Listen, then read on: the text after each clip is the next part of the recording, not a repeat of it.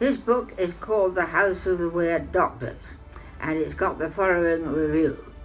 This delightful medical caper puts even A.J. Cronin in the shade. Dr. Joel Leskin, the stethoscope. And the story goes this way.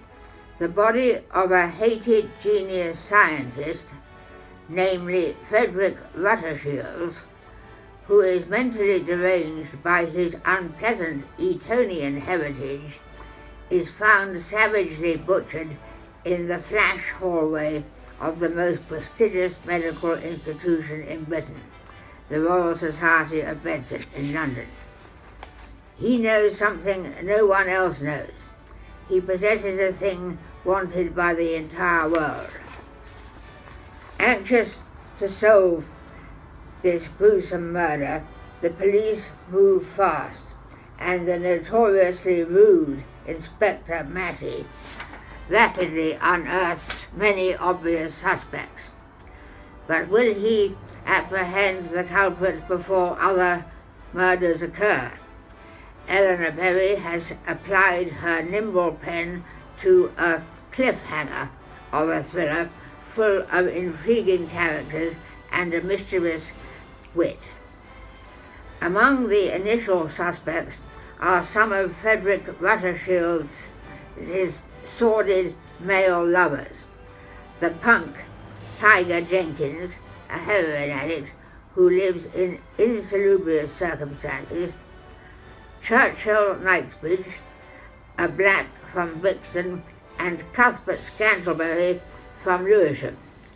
Light relief is provided when Churchill Knightsbridge appears for questioning by the police and says, "I greet you in the wonderful name of Jesus."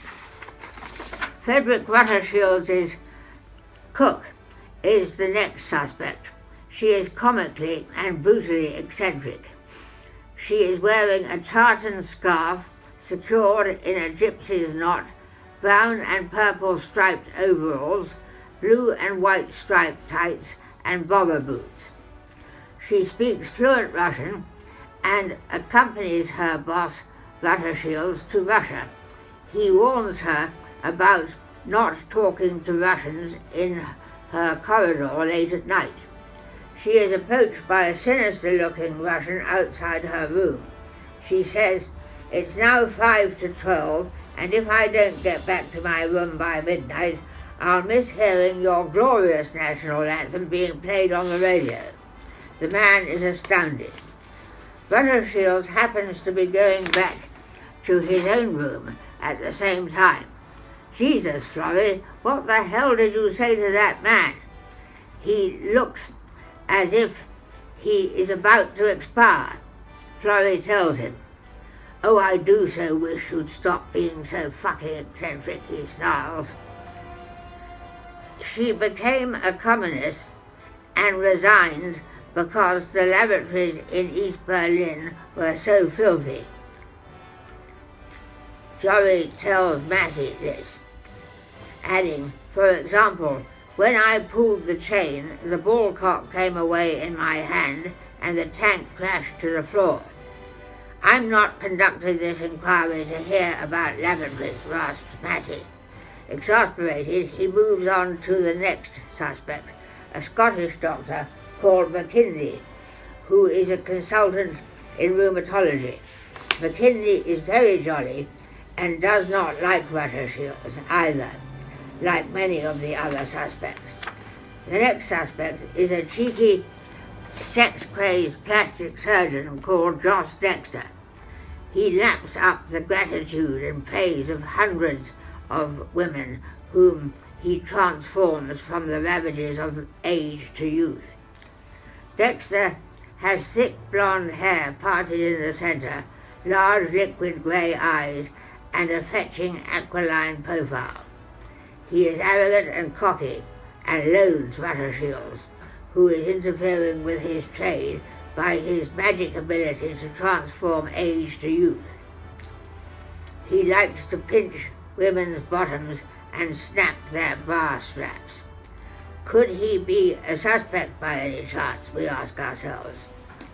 The next likely suspect is called Douglas Ferdinand Intercost, a Greek funeral director. He is incensed by people who pronounce his name as Douglas Intercost. Massey is characteristically rude to him and insists on mispronouncing his name. Being a funeral director, Intercost is in favour of making old people look younger. He and Dexter get together and form an allegiance against Buttershields. They plot to kill him with a Spanish mace in the hallway of the Royal Society of Medicine in Wimpole Street. However, they fall out. Dexter is so frightened of Intercost turning him in that he offers to give the hideously aging Mrs. Intercost a facelift, which goes drastically wrong, as he operates on her with a massive hangover. Dexter is faced with no choice but to gather his assets, leave the country, and settle in his favourite place, Marseille. He delights in swimming across the harbour, and in particular in picking up prostitutes. Eventually he is forced to live in totally insalubrious surroundings and develops AIDS. The House of the Weird Doctors is an enchanting read, and like all Eleanor Berry's books, it is laced with engaging black humour. Enjoy your read.